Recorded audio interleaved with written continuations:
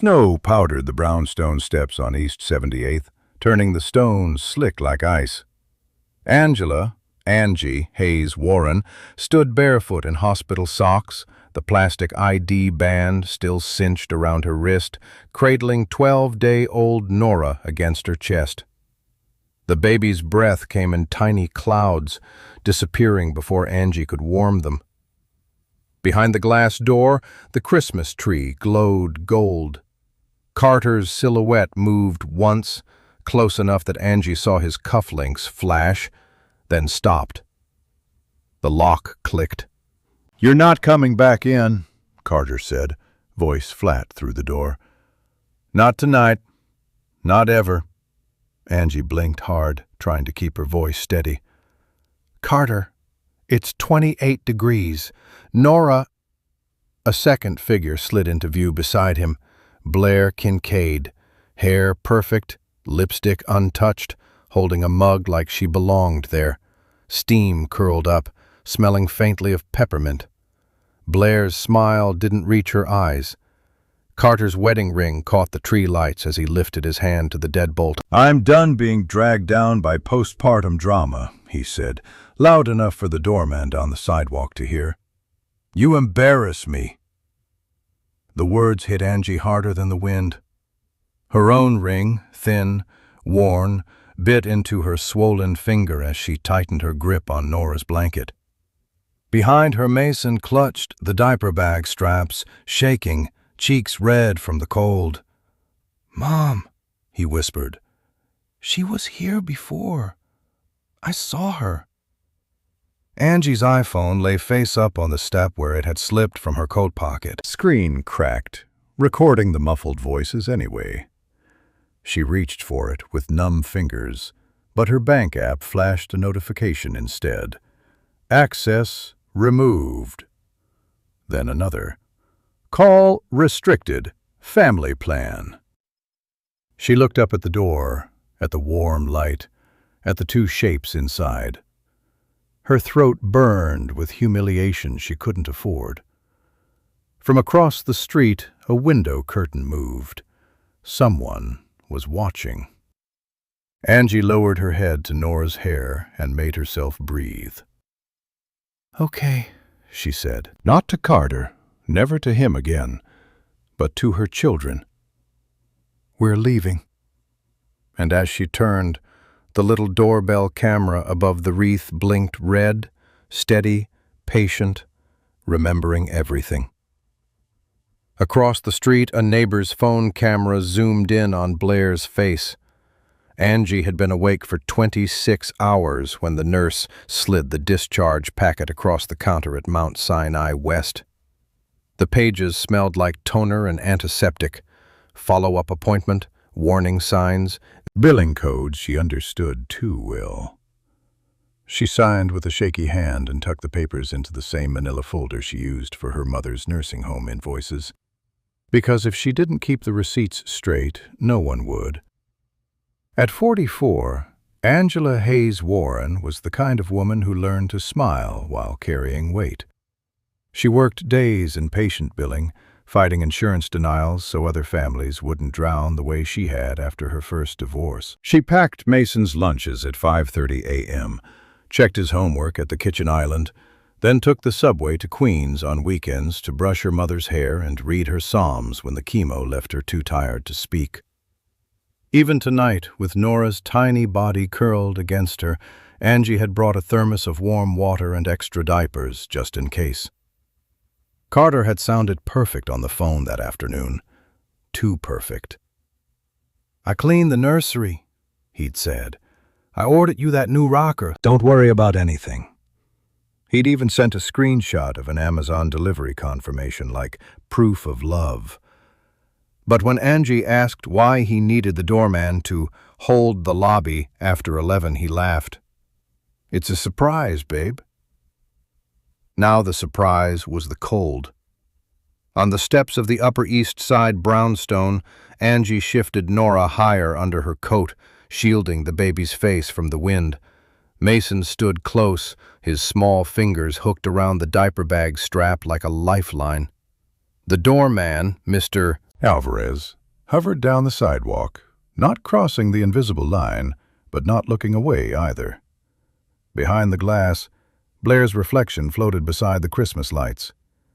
She lifted Carter's spare key ring, his heavy engraved one, and let it jingle once, soft as a taunt.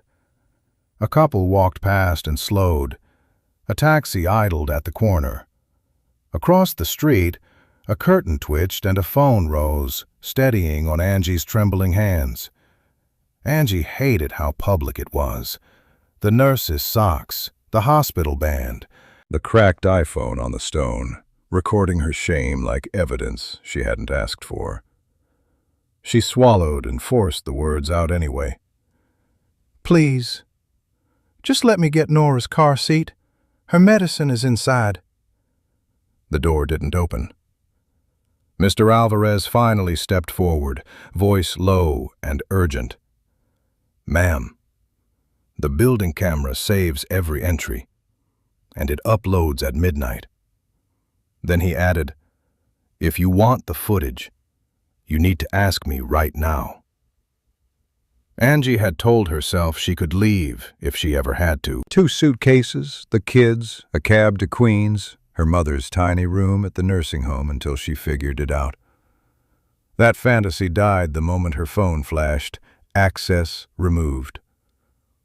She stared at the manila folder in her tote. Inside were Nora's discharge papers and the itemized bill for labor and complications, numbers so high they looked like a typo. Angie knew exactly what they meant. Insurance would fight, appeals would take months, and every week the balance would grow teeth. Carter's plan covered them. Carter's plan was also Carter's leash. Her bank app refreshed again. The joint checking account was still there, but her login had been downgraded to view only. The credit card she used for groceries showed suspended by primary. Angie tried the Uber app anyway, thumb trembling. Payment failed. She opened her email and saw autopay notices like falling dominoes, diapers, her mother's nursing home, Mason's after-school program, each marked canceled. The pharmacy portal for her mom's anti-nausea meds flashed past due. Angie's mouth went dry. Her mother couldn't miss another refill, not after chemo days when even water burned. Mason shifted beside her, shivering inside his puffer jacket. "Mom, can we go to Grandma?" he asked, trying to be brave. Angie swallowed. Her mother was on the other side of the city, in a facility that didn't allow children after midnight. And even if they did, Angie couldn't drag a newborn through the cold on 2 subway transfers. Nora still needed her car seat, locked inside the foyer with Angie's breast pump and the thicker blanket. Mr. Alvarez offered his own scarf. Angie hated accepting it, hated needing anyone, but she looped it around Nora anyway. Across the street, Fifth Avenue traffic hissed on wet asphalt, headlights streaking like indifferent stars. Inside the house, she imagined Carter's Rolex ticking beside the tree, warm and unbothered. Carter had made sure she had no exits. He'd insisted her paycheck direct deposit into the joint account for budgeting. He'd pushed her to resign from her second weekend job. He'd told her friends she needed rest and stopped inviting them over. Every door had closed quietly, one polite click at a time, until tonight, when it slammed.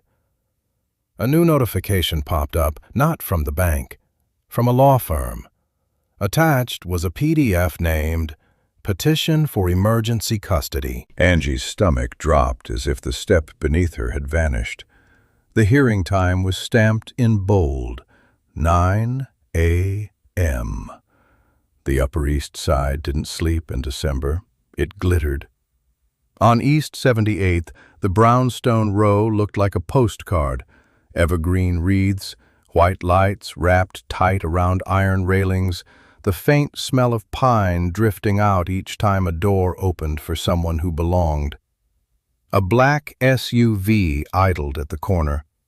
Somewhere nearby, Central Park was a dark ribbon of trees under a thin sheet of snow.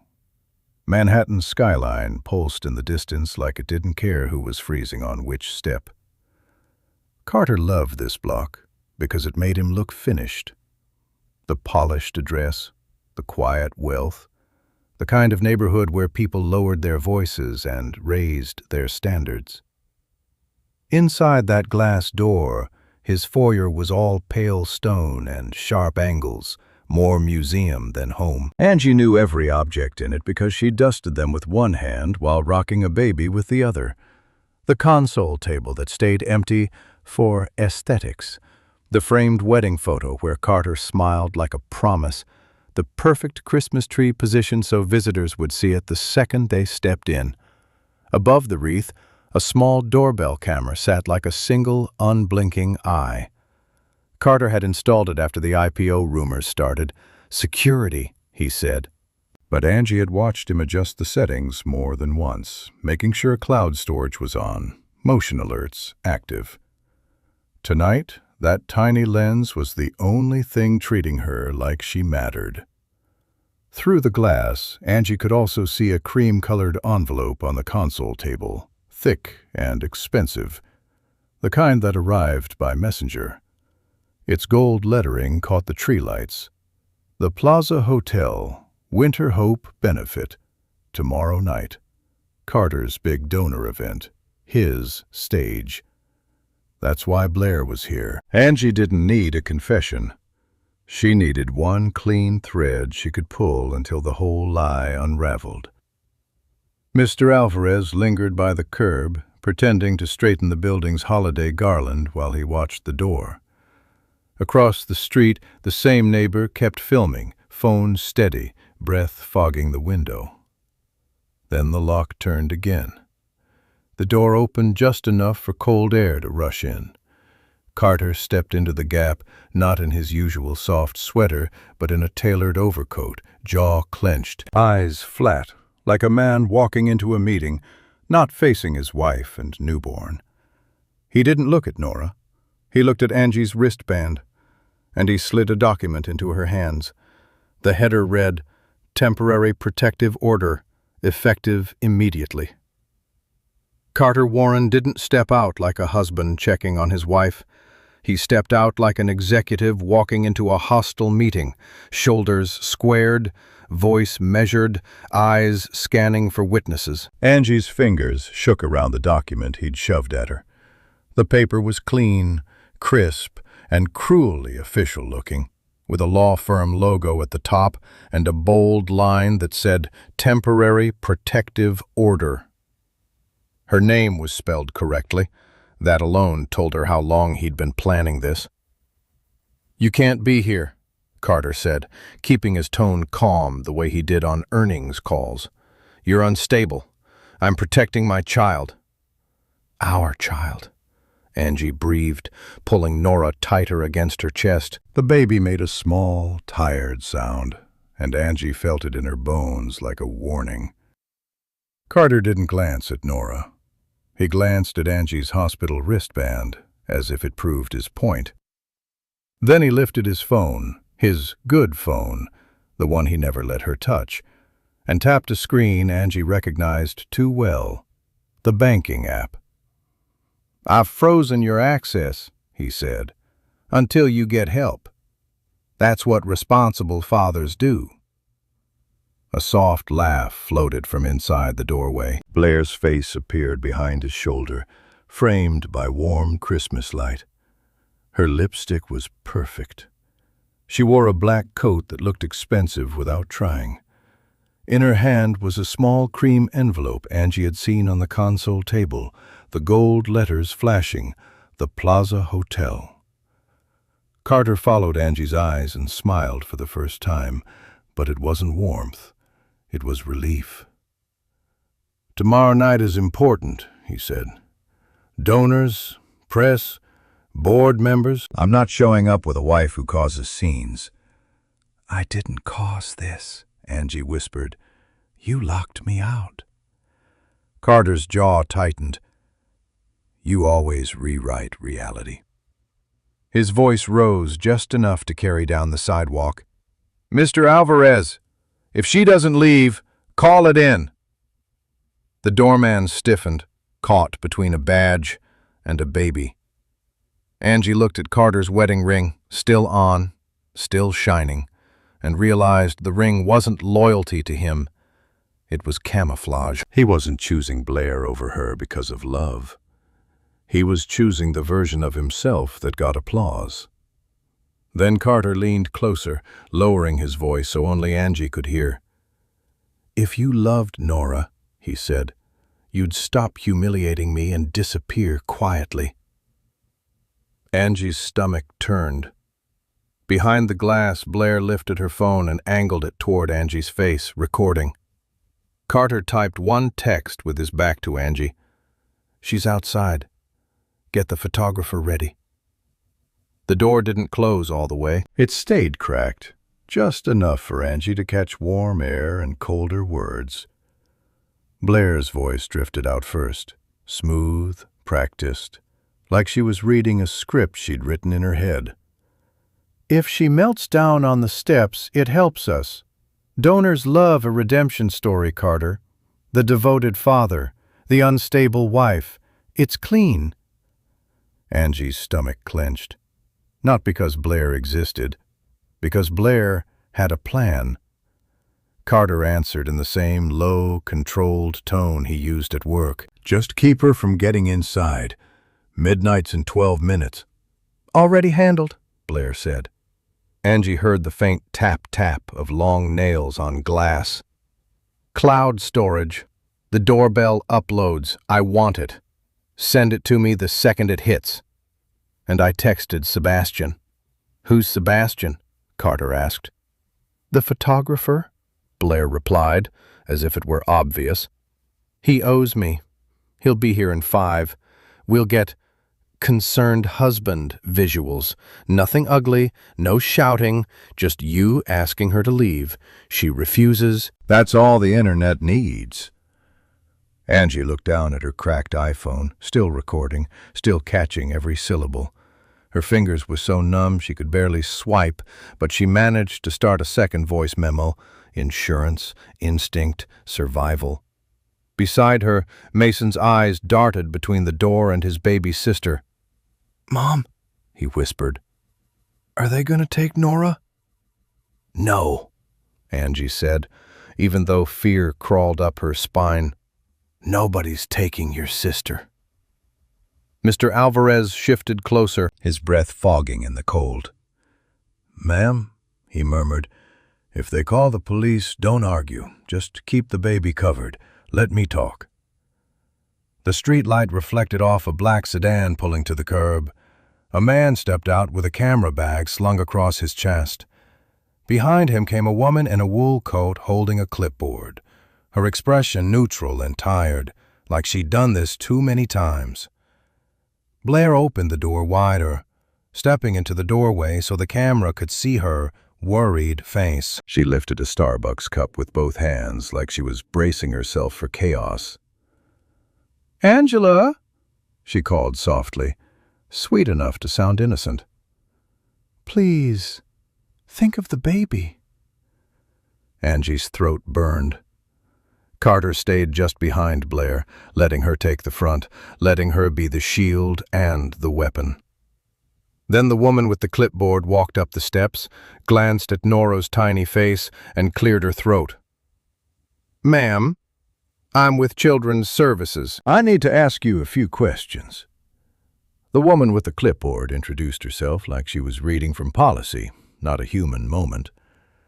"Dana Delaney, Child Protective Services. I received a report of an infant exposed to extreme cold." Angie's lips were pale.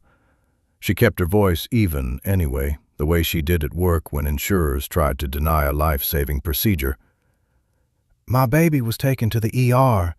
I can show you the discharge papers." "I'm here because my husband locked us out." Carter stepped forward, hands up, gentle for the camera. "I begged her to come inside," he said, eyes glistening on command. "She refused.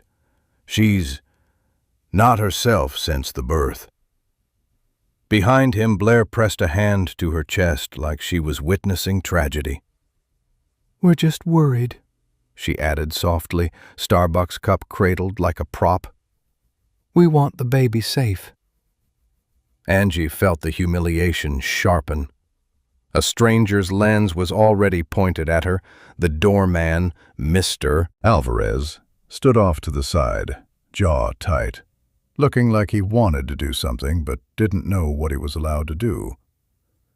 Dana Delaney glanced at Nora's tiny face, then at Angie's hospital wristband. "Ma'am, do you have a safe place to go tonight?"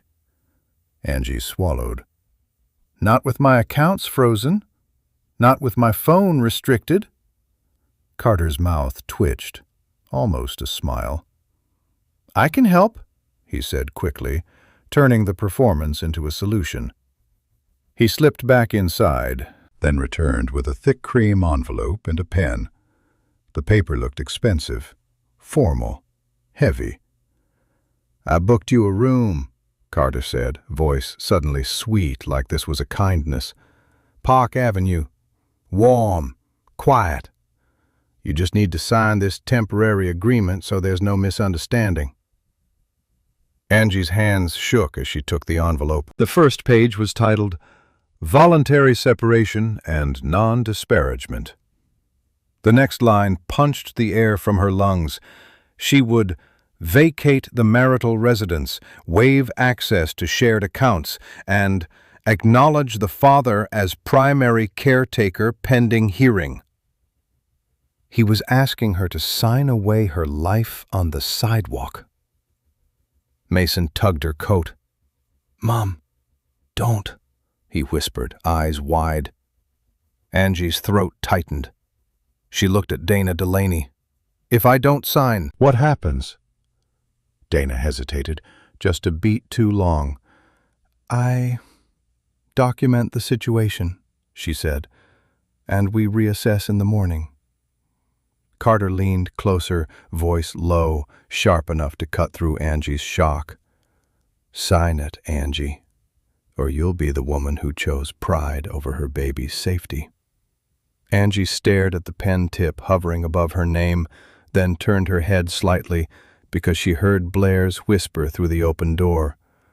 "Once she signs, your lawyer files the custody order before 9 a.m. She'll never touch that house again.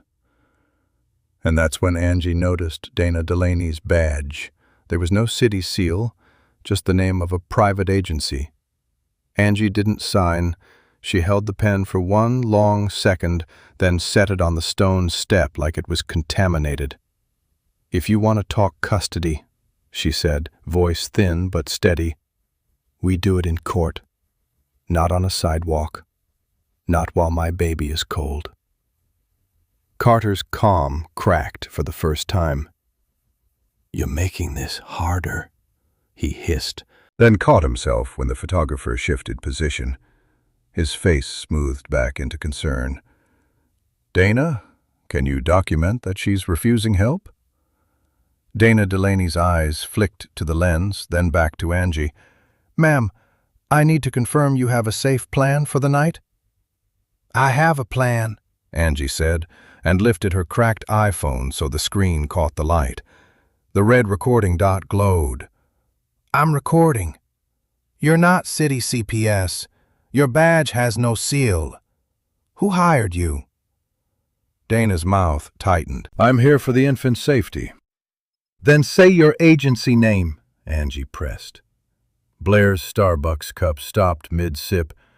Carter took a half step forward like he might grab the phone, then stopped, remembering the camera. "Angie, stop spiraling," he said too loudly. "You're proving my point." Mr. Alvarez finally moved, stepping between Angie and the door with the quiet authority of a man who had watched 1,000 rich people lie. "Ma'am," he said softly, "the building system saves everything. Doorbell, lobby, hallway. It auto-uploads at midnight." Angie's stomach dropped. Midnight was 2 minutes away. Mr. Alvarez glanced at Carter, then lowered his voice to Angie. "If you want it, I can submit the request now." but once it overwrites, it's gone. I need your permission in writing." Angie dug into her tote with numb fingers, found one of Nora's discharge pages, and scrawled her name at the bottom, Angela Hayes Warren. She tore it off and handed it to him like a lifeline. Dana shifted, uneasy now. Angie caught the corner of Dana's phone screen as it lit up with a text preview. One line, unmistakable. From Blair. "Keep her outside until upload. Don't let her back in." Angie's breath stalled. She lifted her iPhone higher and snapped a photo of the screen reflection in the glass door, blurry but readable enough to prove coordination. Then Mason tugged her sleeve and whispered, small and certain, "Mom, that lady isn't a social worker." Social workers don't come with photographers. At exactly 12 a.m., Mr. Alvarez's phone chimed. "Video upload complete." The upload chime hadn't even finished fading when Carter's tone changed again. He leaned toward the cracked doorway and spoke just loud enough for the camera to catch. "Ma'am," he said, using the word like a weapon, "you're violating the order. You need to leave my property." Angie's breath turned to ice in her throat. "Your property?" she repeated, stunned. "My baby's car seat is inside. Her medicine is inside." Blair's smile sharpened. "We offered you a room," she said gently, the way people talk to someone they've already decided is unstable. "You refused. That's on you." Dana Delaney shifted her clipboard. "If the infant remains in unsafe conditions, I have to escalate," she said, eyes sliding toward the photographer as if she hated being filmed but didn't stop it. "Do you have transportation and a verified safe address?" Angie looked down at her phone. No calls, no money, no ride. It was like Carter had reached into her life and unplugged the power. Mr. Alvarez cleared his throat. "There's a 24-hour lobby across on Lexington," he said quietly. "Warm, cameras. You can wait there. I'll bring you copies of my log and submit the footage request." Carter snapped, just for a second, forgetting the lens. "You are not giving her anything." "Mr." Alvarez didn't argue. He simply took one step back and pressed a button on his own phone, an email forward Angie could see reflected in the glass. "Video request submitted. Time stamped. Sent." Blair's eyes narrowed. She slipped her Starbucks cup to her other hand and typed quickly on her phone. A second later, Angie's cracked screen lit with an email notification from a law firm. "Confirmed. Emergency hearing, 9 a.m. Location, Family Court, 60 Lafayette." Carter's voice went soft again, almost kind. "This is simple," he murmured. "Sign the paper. Go quietly. I'll make sure Nora's safe." Angie hugged Nora tighter, feeling the baby's tiny heartbeat against her skin. Mason pressed close to her side, eyes glossy but brave, whispering, "Mom, don't let them change the story." She didn't. She turned away from the warm house and walked toward the corner with Mr. Alvarez's scarf around Nora and the diaper bag cutting into her shoulder. The photographer kept snapping until the distance ruined the shot. At the all-night lobby, Angie sat under fluorescent light, rocking Nora, staring at the courthouse address like it was a countdown. Every minute that passed was Carter building a case she couldn't afford to fight. Then, at 8:52 a.m., the glass doors slid open, and a man in a suit walked straight toward her with papers in his hand. "Angela Hayes Warren?" he asked. "You've been served, and the petition lists Nora as at risk." At 60 Lafayette, the security line moved like a slow confession. Angie balanced Nora in a soft gray carrier and kept one hand on Mason's shoulder. The fluorescent lights made everyone look guilty. A clerk called names without looking up. The process server's papers trembled in Angie's grip. At risk, the petition said, as if motherhood could be reduced to 2 words. Her cracked iPhone buzzed again, another notification she couldn't open because the family plan still blocked outgoing calls. Carter arrived exactly at 8:59, wrapped in a tailored coat, flanked by a lawyer with a leather briefcase, and Blair Kincaid in a cream wool cape. Blair's hair was glossy, her smile polite, her eyes sharp. She carried a small Starbucks cup like a stage prop. "There she is," Carter said, not to Angie, to the lawyer, to the bailiff, to anyone listening. "She took my baby in the middle of the night." Heads turned. A woman holding a toddler stared. An older couple waiting for guardianship paperwork paused mid-sentence. Mason's fingers tightened on Angie's sleeve. Angie swallowed the heat rising in her face.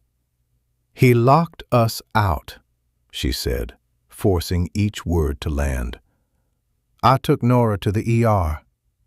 Carter shook his head slowly, the way he did in meetings when he wanted to make someone sound unreasonable. "She's postpartum," he said, voice low but carrying. "Unpredictable. My daughter deserves stability."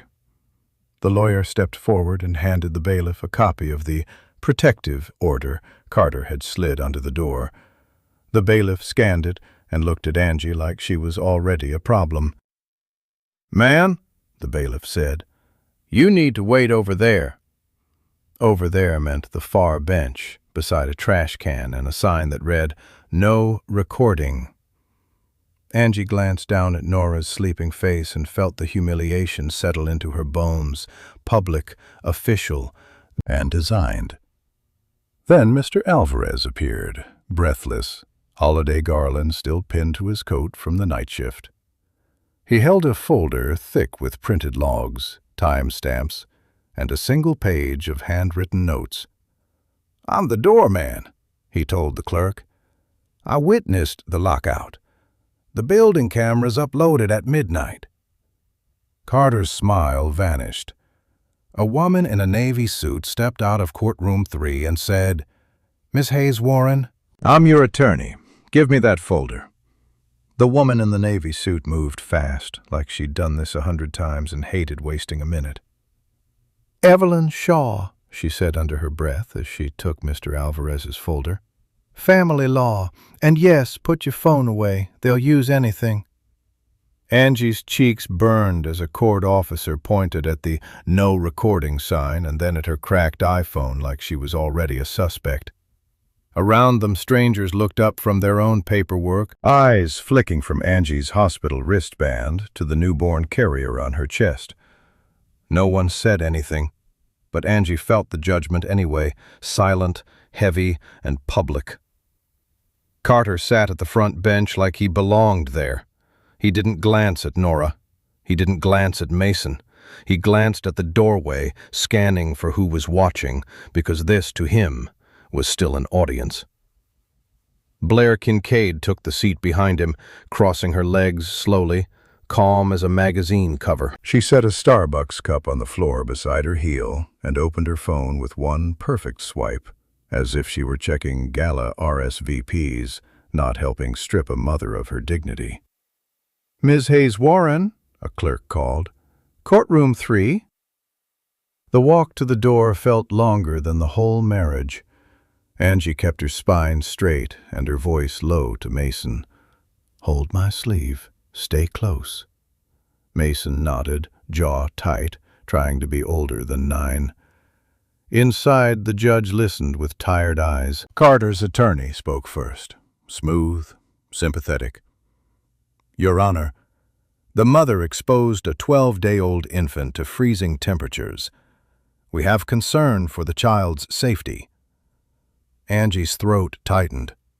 "He locked us out," she said, but the words sounded small in a room built for power.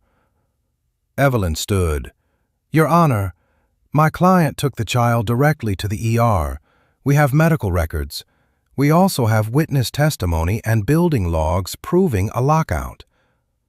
She handed up pages with timestamps. And Angie watched the judge's brow crease, just slightly. Still, when court ended, people in the hallway whispered like Angie had brought the cold in with her. A woman with a toddler pulled her child closer. A man shook his head like Angie was a cautionary tale. Angie reached into her tote for Nora's discharge papers and froze. Her manila folder was lighter. Her mother's nursing home payment receipt was gone, and tucked where it had been, a new document sat neatly folded, as if someone had placed it there on purpose. Evelyn opened it, went still, and whispered, "He filed to label you unfit, and he attached a report from a private agency, dated last night." Evelyn didn't let Angie stand in the hallway and bleed pride in public. She guided her to a quiet side corridor behind the vending machines, near a small family room sign taped to a door like an afterthought. Inside, the room was barely bigger than a closet. A worn couch, a plastic changing table, a humming space heater that smelled faintly of dust. Angie sank down with Nora still strapped to her chest, then finally unhooked the carrier and held her baby against her skin the way the nurses had taught her. Warmth, heartbeat, breath. Mason sat on the floor with his back to the wall, knees pulled up, staring at the laces of his sneakers like he could tie the day into something different. Evelyn unfolded the stolen document again, eyes moving fast. "Private agency," she murmured, "not city CPS. And this assessment is written like a script." She looked at Angie. "Someone planted this." Angie nodded, but the motion felt far away.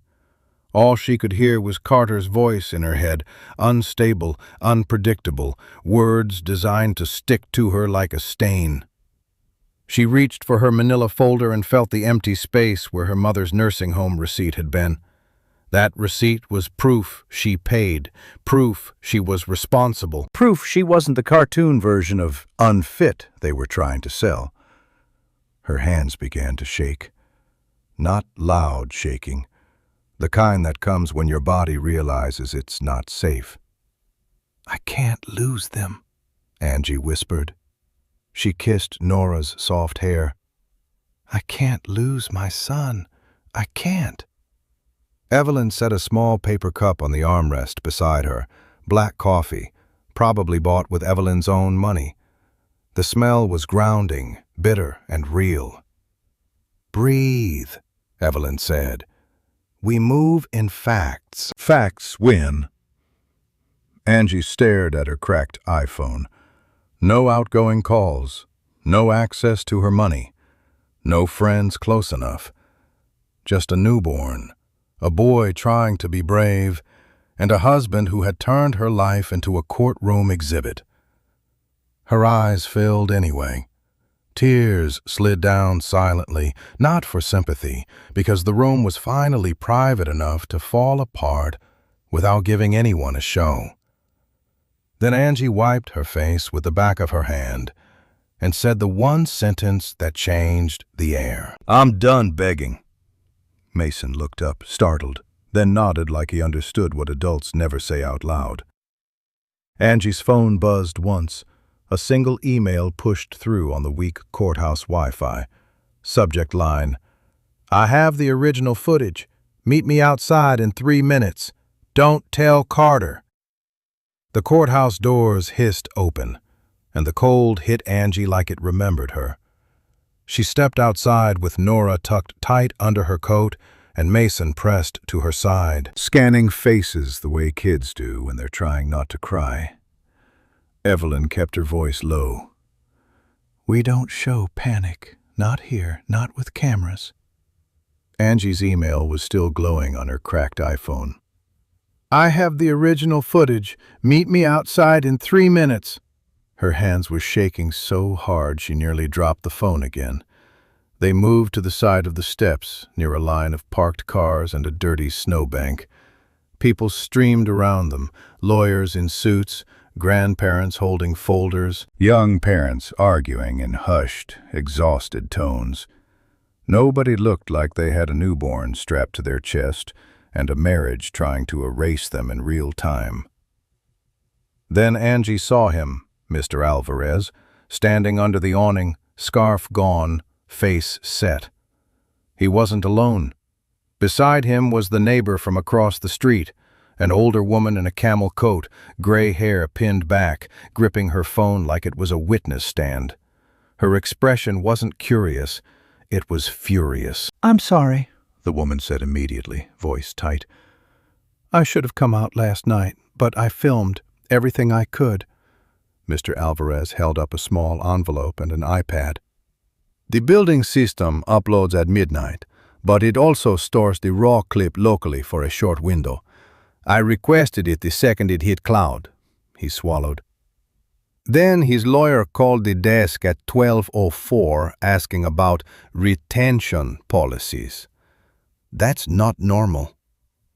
Evelyn took the iPad, scrolling fast. Angie caught a glimpse, the door cracking open, Carter's profile, Blair's lipstick-perfect smile, the hard click of the deadbolt. Audio was clear enough to make Angie's stomach drop all over again. "You embarrass me," Carter's voice said on the recording. "Get out." Mason flinched, then whispered, small and steady, "That's what he said." The neighbor thrust her phone forward. "And this is Blair, holding the key ring like she owned the place." She swiped to another clip, closer, zoomed in, Blair's face unmistakable. Evelyn's eyes hardened. "This isn't a concerned father. This is a coordinated removal." Mr. Alvarez leaned in, lowering his voice. "There's more." He opened the envelope and slid out a printed invoice. At the top, Delaney Family Safety Services. Under it, on-site welfare check, media documentation package. Angie's vision blurred. "She hired them," she whispered. Evelyn nodded once. "And now we can prove it." Then Mr. Alvarez said, "Carter's lawyer just texted the desk. 2 officers are on their way to take the baby within the hour." Angie didn't realize she'd been holding her breath until Evelyn's hand touched her elbow and steadied her. "Listen," Evelyn said, eyes on the courthouse doors. "if anyone shows up, you don't argue, you don't explain, you say one sentence. My baby was taken to the ER after a lockout. My attorney is present. That's it." Angie nodded, but her chest felt hollow. Nora shifted against her, a tiny warmth fighting the winter. Mason stayed pressed to Angie's side, his fingers gripping her coat like he was anchoring her to the ground. Then a familiar siren dopplered down the street. Not close, not for them, just New York being New York. Angie flinched anyway. A large figure cut through the crowd on the steps, moving with purpose, a navy FDNY jacket, snow on the shoulders, a face Angie hadn't seen in too long because Carter had always found a reason to keep her too busy for family. "Angie." Reuben Hayes's voice cracked the air like a promise. He didn't ask questions first. He wrapped an FDNY thermal blanket around Angie and Nora, layering it carefully so the baby's face stayed covered but clear. Then he crouched to Mason's level. "You did good staying with your mom," Reuben said softly. "You hear me? You did good." Mason swallowed hard and nodded once. Behind Reuben came another man in a dark coat, carrying a slim leather briefcase and an old-school manila folder, edges worn like it had been opened 1,000 times. Grant Hayes, Angie's younger brother, looked calm, but his eyes were all fire. "I'm here," Grant said to Angie, and then to Evelyn, quick and professional. "ADA's office. Not representing, yet. But I can stop a bad faith removal." Evelyn handed him the invoice from Delaney Family Safety Services. Grant's jaw tightened.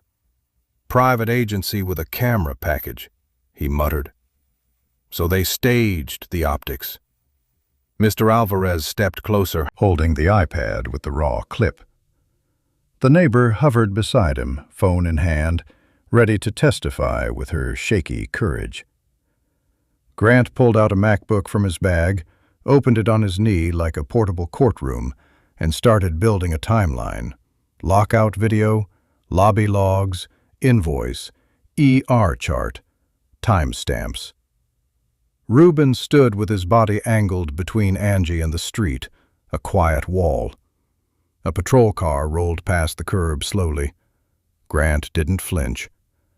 He walked to the edge of the steps, held up his ID, and waited. When the officers got out, he spoke first, clear, respectful, unshakable.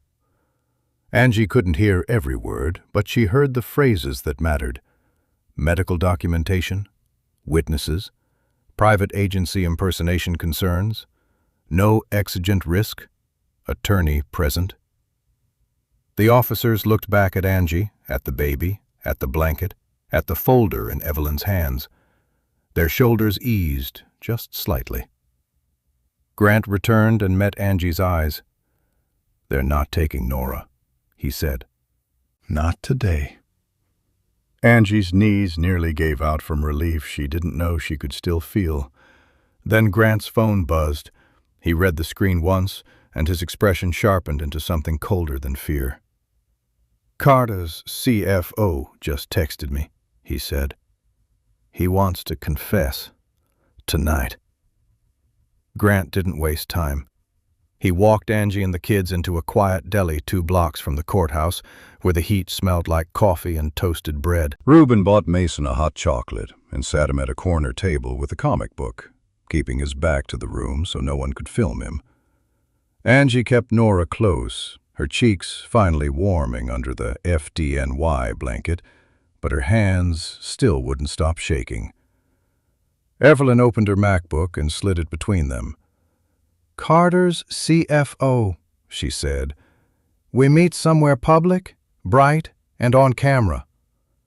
She chose the Park Hyatt lobby on 57th, soft chairs, security, and a front desk that logged every visitor. Evelyn made Angie keep the hospital wristband visible. "It's not shame," she whispered. "It's proof of the timeline." That evening, the CFO arrived early, a gray-haired man in his late 50s named Thomas Keene. His suit looked expensive, but his eyes looked haunted. He didn't flirt with drama. He signed the visitor book with a trembling hand. The overhead camera blinked, indifferent, capturing his name and the exact minute. Then he set down a folder, a USB drive, and a printed email chain with timestamps. "I'm not here to save your marriage," Thomas said quietly. "I'm here because Carter is about to blame me for what he did." He pointed to the first page. An application for a line of credit opened under Angie's name, using her social security number and an e-signature. The address listed was Carter's brownstone. The funds had been routed to a corporate vendor account, Delaney Family Safety Services, then reimbursed as risk consulting. Angie's stomach rolled. "He used my name to pay for the stunt?" Thomas nodded. "And to fund a second lease, and to buy silence." He tapped the email chain. In it, Blair wrote, "Stage the optics. We need unstable wife before the plaza." Carter replied, "Done. Midnight upload. Photographer on standby." Evelyn's voice stayed calm, but her knuckles went white. "Why are you giving us this?" "Because tomorrow morning the SEC asks questions," Thomas said, "and Carter plans to hand them your signature and my resignation." Grant leaned in, eyes sharp. "You'll testify?" Thomas swallowed. "If you file for whistleblower protection, and if you keep that baby safe." Angie looked down at Nora's sleeping face and felt something new settle into place. Fear turning into direction. Evelyn closed the laptop and said, Tomorrow night at the plaza. We end his story on his own stage. That night, Angie sat on the edge of Reuben's couch in Queens, with Nora asleep against her chest and Mason finally quiet under a borrowed throw blanket. The apartment was small, warm, and imperfect, the opposite of Carter's curated brownstone, and it felt like oxygen. Evelyn spread the evidence across the coffee table in clean, numbered piles. The lockout video, Mr. Alvarez's log, the Delaney invoice, the ER chart with timestamps, Thomas Keene's emails, And the credit line opened under Angie's name. Grant added a handwritten timeline, minute by minute, like a prosecutor building a case that could survive daylight. Angie stared at the papers until the words stopped blurring. For the first time since the deadbolt clicked, she understood what Carter had really stolen. Not just a house, not just money, but the story. He wanted a version of Angie that sounded unstable enough to erase. Reuben poured her tea and didn't speak until she looked up. "What do you want?" he asked gently. Angie's throat tightened. A week ago she would have said, "I want him to come back. I want the family photo to mean something again." But Nora's tiny breath against her skin reminded her that comfort without safety was a lie. "I want my kids protected," she said. "I want my name clean. And I want him to stop using the word mother like it's an accusation." Evelyn nodded once.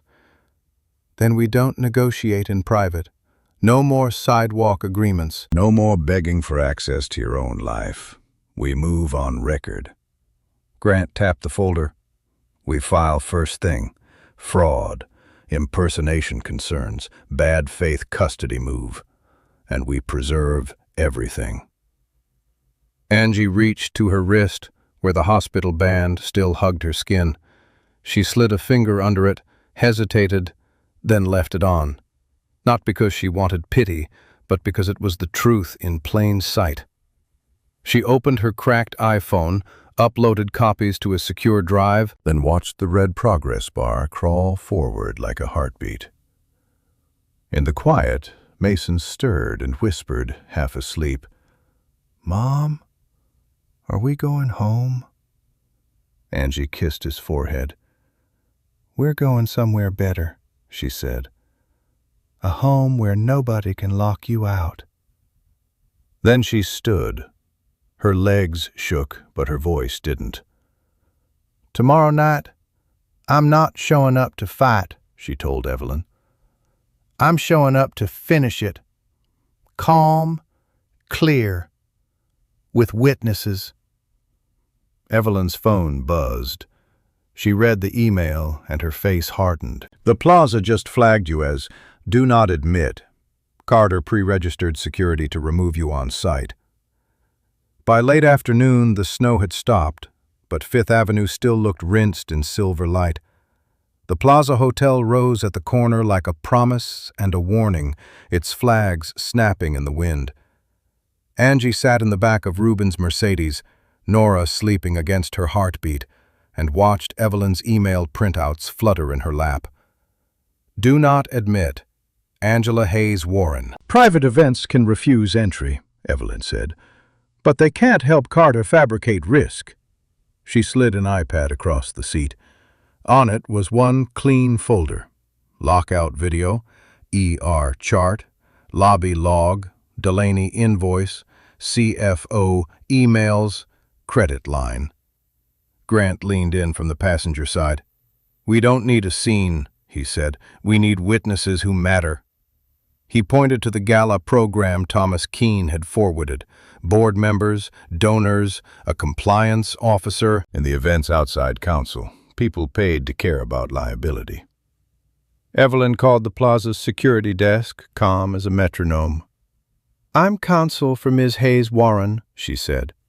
"Your guest, Mr. Warren, has made false safety claims. If you remove my client, you'll be removing a nursing mother with medical documentation, and you'll be preserving a staged narrative. I'm requesting access to the public lobby and a meeting with your duty manager now." Minutes later, a manager in a charcoal suit met them under the chandeliers. Evelyn handed over the ER discharge summary and the invoice showing media documentation package. Grant added quietly, "If someone impersonated CPS, you don't want your property tied to it." The manager's eyes tightened. "Ms. Hayes-Warren may remain in the lobby," he said. "No disruption." "That's all I need," Angie replied. Evelyn clipped Angie's hospital band back under her sleeve so it wouldn't snag, then whispered, "Remember, slow voice, short sentences, facts only." They walked in, warmth wrapped around Angie like a wave, polished marble, soft string music, the smell of pine. Across the room, Carter stood beneath the Winter Hope banner, smiling for cameras as if he'd never heard a baby shiver. Angie didn't raise her voice. She simply stepped toward the ballroom doors and handed the manager a flash drive. The house lights dimmed, and the screen behind Carter began to load a video titled, "Front Door, 11:47 p.m." A hush rolled through the Plaza ballroom like someone had cut the oxygen. The screen behind Carter flickered once, then stabilized. "Front door, 11:47 p.m." A timestamp glowed in the corner, cold and undeniable. Angie didn't move. She stood near the lobby threshold with Evelyn and Grant, hands still, face calm, like she'd already cried all her tears somewhere private. On the video, Angie appeared in hospital socks, Nora pressed to her chest, Mason shaking beside her. Then Carter's voice filled the room, crisp through the doorbell mic. "You're not coming back in. Not tonight. Not ever." A collective inhale. A woman in pearls lifted her hand to her mouth. Someone near the front whispered, "That's a newborn." On screen, Blair stepped into frame, holding a steaming mug, smiling like she belonged. Carter's ring flashed as he turned the deadbolt. His next line landed like a slap across silk tablecloths. "I'm done being dragged down by postpartum drama. You embarrass me." Carter lurched toward the stage monitor. "Turn that off," he snapped, then remembered where he was and forced a laugh. "This is edited." Evelyn lifted a hand. "Your event counsel asked for facts," she said, voice even. She held up an iPad with a folder of documents. "ER intake record, same night. Diagnosis, cold exposure concerns. Time stamped." And here, an invoice for a private family safety service hired with a media package. A man in a gray suit, Thomas Keene, stood from a donor table, face tight with shame. "I'm his CFO," he said. "Those charges were routed through company vendors, and the credit line was opened under Angie's name." Murmurs turned sharp. A compliance officer near the dais leaned toward a board member, eyes wide. Then Mr. Alvarez, the doorman, stepped forward in his uniform, hands clasped like he was in church. "I witnessed the lockout," he said. "I logged every entry. Building cameras confirm Ms. Kincaid's late-night visits before the baby was born." Blair's smile collapsed. Carter's jaw worked, searching for air. Across the room, a donor quietly set down his pledge card and stood. Another followed. The board member's face went stone. Carter grabbed the microphone with both hands, voice climbing. "She stole company data. She's trespassing. Security, remove her." At that moment, 2 uniformed officers appeared at the ballroom doors, and Carter pointed straight at Angie. The 2 officers didn't look at Angie the way Carter hoped they would. They looked past his pointed finger, past the chandelier light, and straight at the hotel's duty manager and event counsel. "Sir," one officer said, calm and firm, "step away from the microphone." Carter blinked like a man hearing the word no for the first time in years. "She's trespassing," he snapped. "She hacked." She's trying to ruin me in front of my donors." Evelyn didn't argue. She simply held up the printed ER intake sheet and the Delaney invoice, then nodded toward Grant. Grant lifted his ADAID just enough to make the room straighten. "This isn't about a scene," Grant said evenly. "It's about a staged welfare report and an identity-based credit line opened under my sister's name. We have documentation and a cooperating witness." Thomas Keene stood again, voice rough. "I'll provide the vendor trail," he said. "Tonight." That did it. A board member at the head table stood and quietly removed the gala's branded pin from his lapel. Another donor followed, sliding a pledge card back into its envelope like it burned. Near the stage, the compliance officer leaned in and whispered to the chair 2 words Angie could read on their lips: immediate suspension. Blair tried to regain her smile, but it fractured when a tall man at the center table rose, her fiancé. The donor Angie hadn't known would be here. He didn't shout. He didn't threaten. He just looked at Blair and said, loud enough for the nearest tables to hear, "So I'm the story you told your mother, and he's the story you told everyone else?" Blair's face went paper white. Carter lunged for the iPad in Evelyn's hands, just a sharp, desperate move, then stopped short when hotel security stepped between them.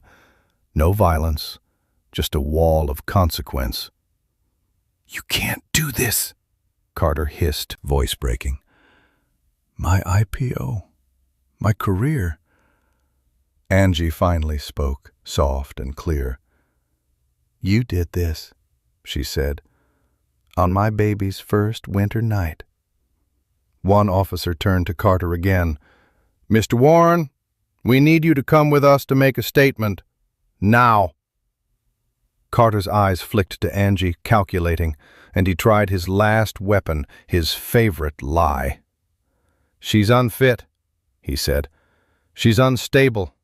That's why I—" Grant didn't flinch. "Then you won't mind an immediate court review of the fake agency report you paid for," he replied. Evelyn's phone buzzed, and her eyes widened. "Emergency order approved.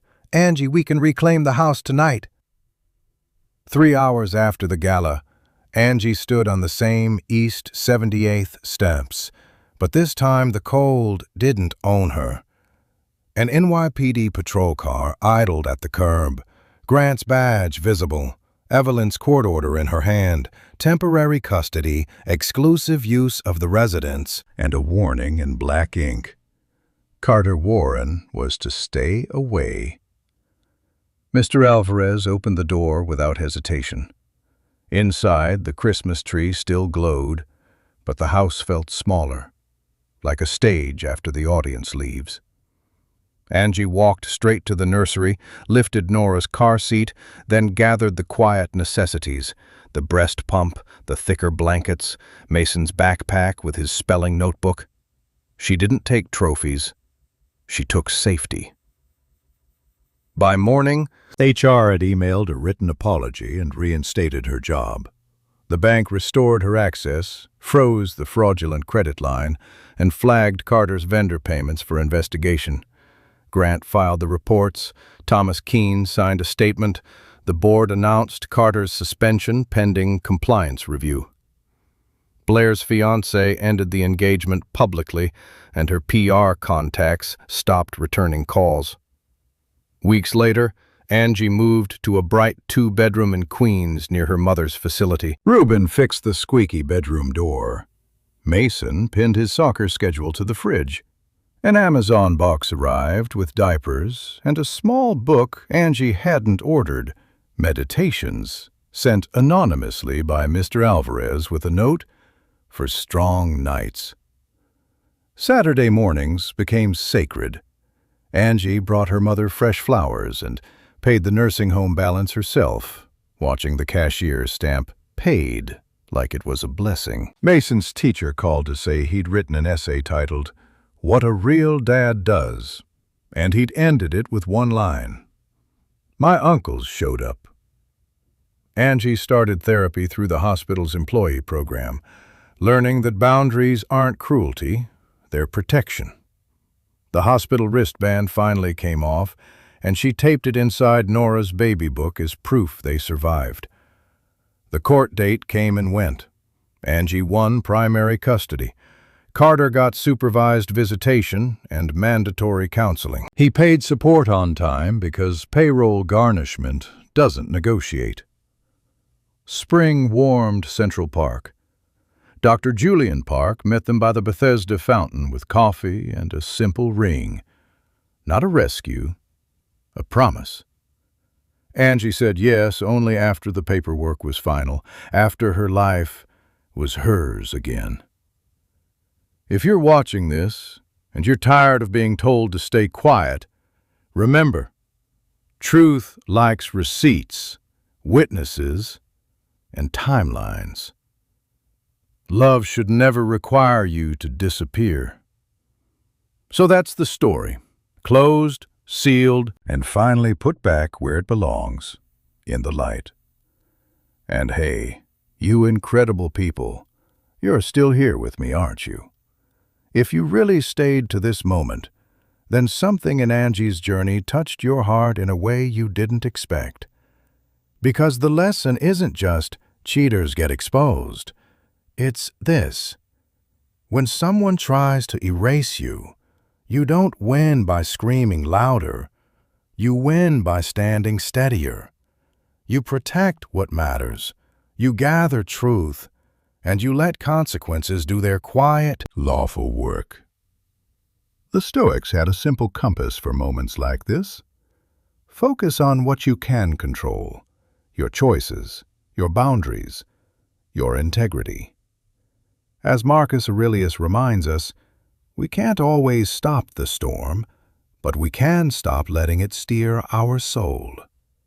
Healing doesn't mean pretending it didn't hurt. Healing means refusing to let pain turn you into someone you're not, especially when children are watching what courage looks like.